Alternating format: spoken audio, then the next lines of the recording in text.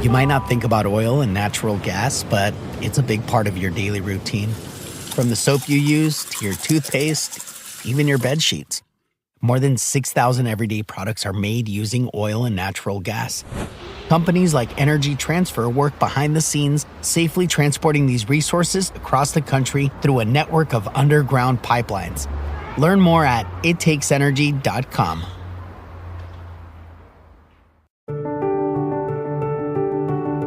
You're listening to In Good Health, the trusted news source for medicine, science, and technology. I'm Elizabeth Westfield. I'm Mayan Vasta Betancourt. And I'm Greg Johnson. This week, why should students write their notes by hand? Anytime you use a different tool, it naturally is going to change the way you think. Sometimes just because it speeds you up or slows you down, sometimes because it forces you to organize information differently.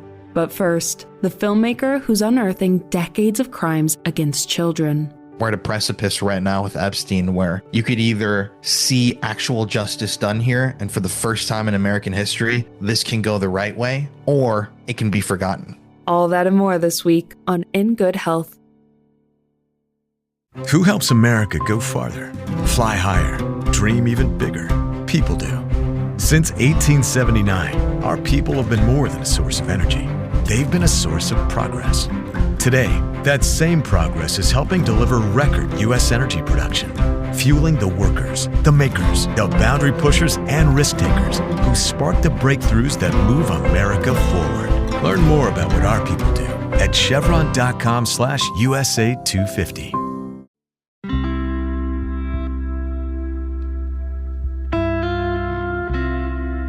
Whether he's driving down the road or flying across the country, you can almost always find Colin Browen carrying the same Pokemon card around. While most people keep their nearly flawless PSA 10 cards safely stored away, Browen keeps his close.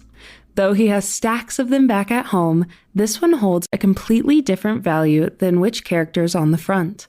It was a gift and serves as a reminder of Browen's purpose in life, telling the stories of survivors. Browen is a filmmaker who's uncovering decades of crimes against children that have been largely ignored, not believed, or swept under the rug. A lot of these kids who were victimized back then, they never had a chance. No one listened to them. No one believed them. But coming in and actually saying, we believe you, tell us your full story, your truth, and you have, the ability to tell us anything and everything you want. That has been really rewarding because so many people have opened up and shared things with us that they didn't report back in the day because they weren't believed, they weren't listened to. Some of these kids were threatened to stay silent. Browen began his career more than a decade ago when he created a YouTube channel dedicated to paranormal investigation. He and his wife started their show, Murder in America, in 2021, and while researching infamous serial killer John Wayne Gacy, they discovered his connection to a nationwide child sex trafficking ring that changed the course of their careers. For being somebody who has had a lifelong interest in true crime, and I felt like I had heard the John Wayne Gacy story a million times before, having come across that information, I really couldn't go back. And so I started digging and researching and kind of covering these stories on my social media of these pedophile rings and these crimes against children. And I was absolutely shocked at how many cases there were in the past. And of how few people were ever held accountable. Browen didn't give a second thought to using his platform to help the victims and survivors of these crimes. However, not everyone was on board, both online and in his personal life. At the beginning, it was really hard for a lot of my family members and even friends to digest. It's such a dark subject, and it's really hard to even imagine some of these things happening to obviously innocent children. But the blowback that I really got was from, more of a politicized standpoint, or like a mental health standpoint, where, for example, my good friend is a producer. He's worked in the Hollywood system for decades. He's the one that's producing these shows with me. And when I first called him and told him that I wanted to cover this specific story, focusing on this child abuse ring from the late 1980s, he literally told me, dude, you need to take a step back. You're sounding like a QAnon Pizzagate conspiracy theorist. I think you've spent too much time online. Fast forward, and the two have spent the last couple years interviewing survivors and confronting perpetrators for a documentary.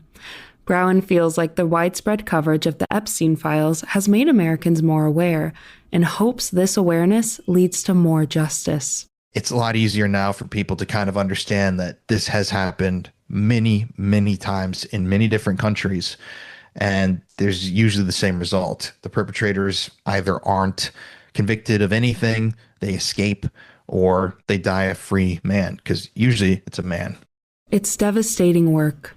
Browen spent countless hours listening to survivors recount their attacks and reading through police statements. Every story weighs heavy, but he feels a strong responsibility to continue bringing these crimes to light. That calling solidified when he was researching a story involving child molestation and unearthed a forgotten memory of visiting that very same town as a kid and narrowly avoiding a similar experience. All of a sudden, I had this almost like visual flash into my head where I remembered seeing this older guy crawling underneath a toilet stall. And I'm like, is this a real memory of mine? And so I immediately called my parents and said, did this happen to me in the city? And then they told me, yeah. And, your dad almost started swinging on the guy. Like, he followed us out of the store. He tried to crawl under the bathroom. He stuck his cell phone under the bathroom stall and was taking pictures of me, which is what I remembered happening. This work has helped Browen and members of his film crew work through some of their own trauma. He says speaking with survivors has had a profound healing effect. The hugs that I've gotten from, survivors and victims after the interviews, and, we spend days with them, like, they're the best hugs. And they're just, everybody, the one thing that they always say is, really, thank you for listening. Thanks for believing us. I've been working on 2 different documentary series now for about 2 years, focusing on 2 of these different historic pedophile rings and these crimes against children. And the one thing that all the survivors and victims have told me is that they just want some sort of justice, and they want to be acknowledged, because so many of these kids weren't believed back in the day when they first came forward and made these allegations. And when you take a look at these stories, there's never a happy ending. There's really never any justice for a lot of these kids. A fact that Browen's hoping to change with his work.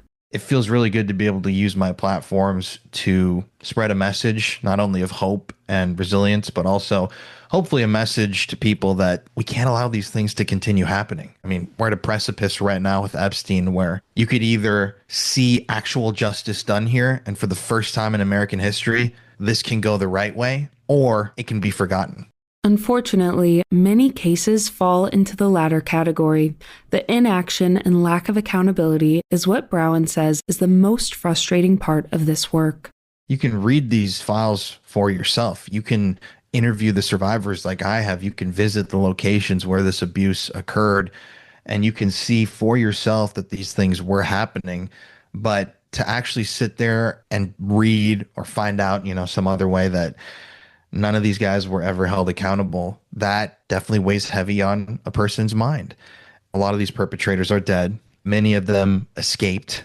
And then there's also the fact that in some of these cases, it was declared that not a single child was abused by this network, even though we have over a dozen kids now and people that we've talked to that have sat down on camera and claimed they were abused by the same person, even as adults. Browen's had to learn how to separate his work from the rest of his life, a hard task with such heavy topics. To help, he's picked up hobbies like playing video games and collecting Pokemon cards. When I'm not working on these really dark projects, every night I kind of take my cards out, and I've been going through them and organizing them and doing this whole thing. And I'm definitely still in that obsession phase. I've just learned how to kind of taper it back. His sobriety journey has also played a huge part in helping to find peace and enjoy the calm nights after a day of chaos. 3-4 years ago, on a Friday night, I would have wanted to go out, get absolutely blackout drunk, maybe do some drugs, like go down some dark alleyways and just do some crazy stuff. But nowadays, Courtney, my wife, and I, on a Friday night, we're in bed by like 8:30, 9 o'clock. I used to, joke around if she wanted to go to bed early and call her grandma, but now like we're literally grandma and grandpa together, and I love it. It's so calm. Meditation has also had a big role in managing his mental health. I absolutely love meditating and just kind of finding things that I like to do. I started playing video games again after I got sober for the first time since I was like 15. I got really into it. So you just got to swap out, or I had to swap out the hobbies and activities that weren't serving me anymore for things that weren't hurting anybody and weren't expensive and dangerous to one's health, like video games and Pokemon cards. Despite these tactics, Browen still faces daily battles with his emotions. There's a lot of pain and anger to work through, but he's hopeful these upcoming projects will lead to justice. I get angry, I get sad, I get excited. There have definitely been some really huge breaks in these cases lately that we've come across. So that's exciting. But yeah, I'm doing this with the hopes that something will change after these series are released, because there's truly explosive stuff found within them, new files, new things that we've gotten access to, new people that we've spoken to that have never spoken up in the past. And my goal would be to ultimately get someone prosecuted. It wouldn't be the first time that the team's gotten a confession. The film crew took a trip to India for one of the documentaries to confront a man who'd been accused of molesting multiple kids. This guy was on his deathbed, essentially, and we showed up at his house in this really rural village, and the guy said, over and over again, I didn't do it. And I kind of grabbed his thigh and just said, hey, man, he told us he was terminally ill. And I said, if you are going to die and you have this secret with you, you don't want to take that with you to the other side, because that is going to be baggage and weight on your soul. So this is your one chance to help us bring somebody to justice and to find the truth of what really happened here. And he kind of looked at me for a second and then started crying and literally admitted to everything and even more, and gave us more details about people that we didn't even know had been, involved in this thing. And this is a kind of an elderly man who had been involved in this orphanage. It's a whole crazy thing. And though no legal accountability came from the confession, it validated all of the survivors who were ignored or called liars. It's really hard to kind of go back and generate interest in these cases in these local departments, but we're hoping that by producing these series, we can actually stir up some sort of a change, or, shift the mentality, at least in some of these cases, because it's really horrific stuff. And it's really, I don't know, not depressing to me, but it definitely gets to you at a point when you put all this work into this case. And I mean, you can't see this behind me, but I've got 6 box loads full of files from this one criminal case that we're working on. And you look at all this stuff and you hear the voices of the survivors, and you realize that nothing was ever done, and the people that abused them were allowed to go free. To me, that should really greatly upset people. And I think that once they see the details of a lot of this stuff, it will definitely upset them. Browen hopes to wrap up filming by the end of summer and be able to share a release date later this year. You can find more information about Colin Browen and all of our guests on our website, ingoodhealthpodcast.org. For more behind the scenes, follow In Good Health Pod on Facebook, Instagram, and X. Our executive producer is Amira Zaveri. I'm Kristen Farah.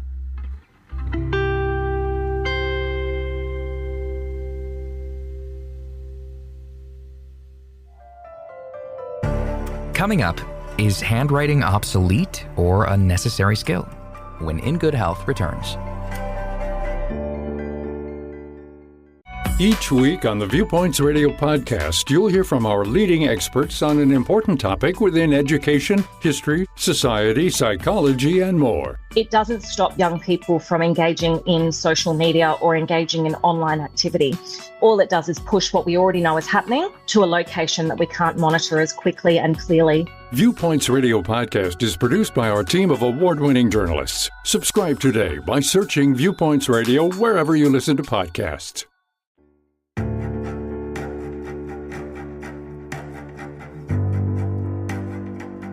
Even before the COVID-19 pandemic, teachers were finding creative ways to integrate technology into their classrooms. And these days, remote learning has meant students as young as kindergarten are doing much more of their writing via keyboard rather than pen and pencil. For the rest of us, being able to type plays a huge role in our productivity, so it's easy to forget just how important learning and practicing handwriting is. It seems quaint and outdated, but research shows that handwriting is important in helping young students to read and spell. Writing by hand has also been shown to help students generate more ideas and retain more information. For example, think of college students taking notes in class. It turns out people can type a lot faster than they can handwrite, which you would think would be an advantage because they can take down more notes. And in a way it is, because taking down more notes has all sorts of advantages. But when people take notes by laptop, they can take verbatim notes. You can listen to what I'm saying and take down word for word what I'm saying. Whereas when people are writing by hand, they can't do that. They write too slowly. So what you're forced to do instead is think about what's being said and pull out the most important information. In order to do that, you have to understand the information. You have to rephrase it in your own words. You have to evaluate the information. And all of those things, all of that processing of the information helps you remember it. That's Dr. Danny Oppenheimer, professor of decision sciences at Carnegie Mellon University. Oppenheimer says note-taking and handwriting in general involve so much more than just pen meeting paper. If you think about note-taking, it's a remarkable activity. The fact that people can do it is just incredible. You're having to do all that processing. More information's coming in. If you don't process it quickly enough, it's gone. So you don't have a record of it. And if you're taking notes, it makes it even harder because you have to figure out not just what words I'm saying, but what words you want to say to convey the meaning that you care about. And you have to send motor movements down to your fingers to do very precise motor movements. All of this is happening instantaneously. We're not even consciously aware most of the time that we're doing it. So there's a ton of stuff going on at any given moment that we just take for granted. So what does all of that processing actually look like on an MRI? Dr. Virginia Wise Berninger is a professor emerita at the University of Washington. She and her team have studied the brain images of elementary-age students who were being taught new letters. This is a region called left fusiform gyrus. It's on the left side of the brain, but where it's located is where input from the occipital lobe, which is where the input goes from our eyes for visual stimuli and then up to the occipital lobes. But then it moves into the temporal lobes where language processing occurs. So there's this left fusiform region where visual input first becomes visible language. And it's involved not only in writing, but also in reading. So that's where we found the difference. So that, coupled with our earlier behavioral studies, convinced us that handwriting is not just a motor act. Sounds complicated, but the long and short of it is that printing, cursive writing, and typing are all associated with different and separate brain patterns.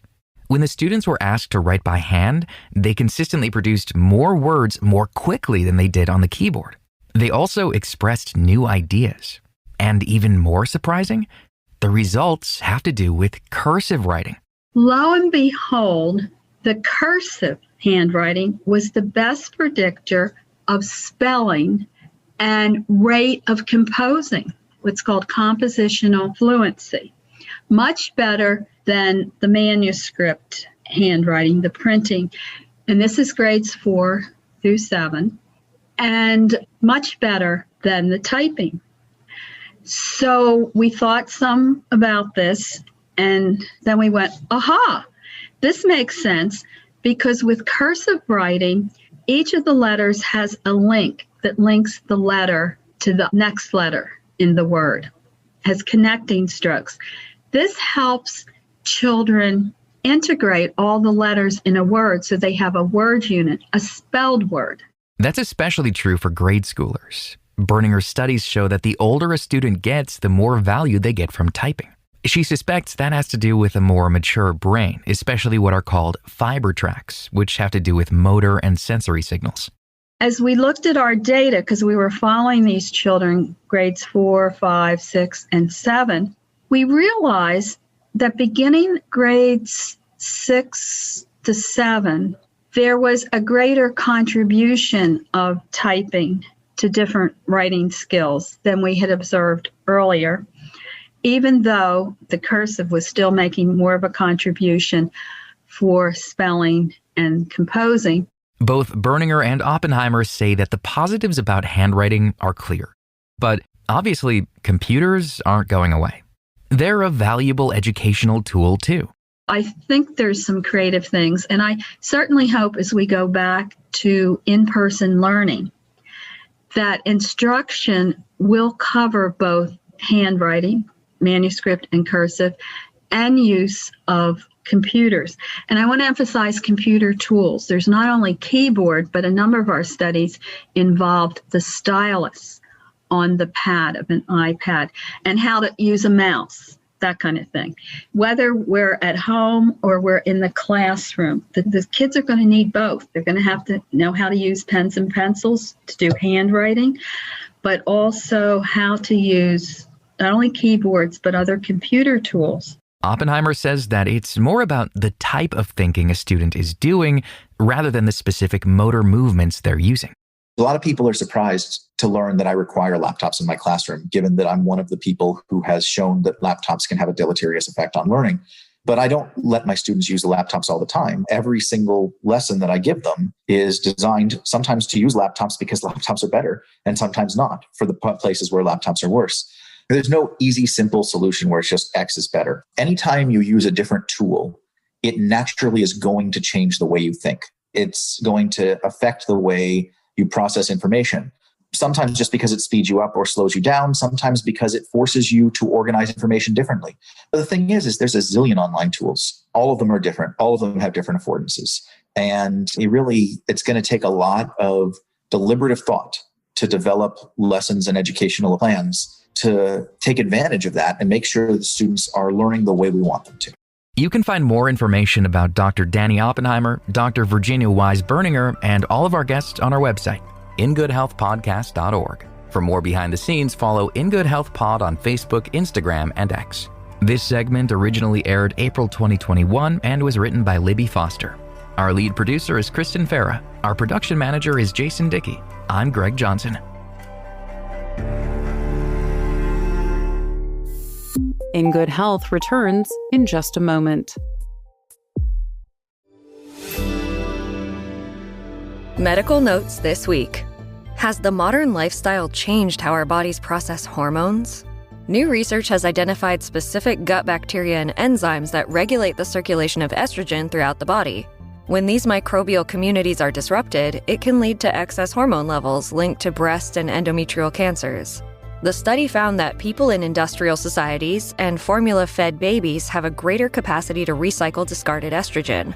The research is published in the Proceedings of the National Academy of Sciences. Do more pregnant women need to be in clinical trials? While they're regularly excluded from testing for safety reasons, researchers argue that it's harder to know which drugs are safe and effective for them even after FDA approval. A study in the American Journal of Obstetrics and Gynecology estimates that 75% of drug trials from the past 15 years excluded these women. Though adding pregnant women into clinical trials seems risky, scientists claim we're doing more harm by not including this population. Have your seasonal allergies gotten worse? Climate change could be to blame. Scientists say that higher temperatures will produce longer, more intense allergy seasons. The current estimate is an additional 19 days of high pollen counts. The research, published in Nature Communications, uses a pollen emissions model to offer the public climate-sensitive forecasts for allergy season. And finally, an apple a day may help you sleep better. Sleep deprivation can be detrimental to your health. Thankfully, eating more fruits and veggies during the day may be the easiest way to make sure you get your beauty rest. Just 5 cups a day has been linked to a 16% improvement. The research is published in Sleep Health, the journal of the National Sleep Foundation. And that's Medical Notes this week. I'm Mayan Vasta Betancourt. Thank you for joining us this week and every week as we break down the science stories you need to know. You can find all of our past segments and guests on our website at ingoodhealthpodcast.org or wherever you listen to your podcasts. Follow us on Instagram, Facebook, and X for more behind-the-scenes content. Tune in next week for another edition of In Good Health.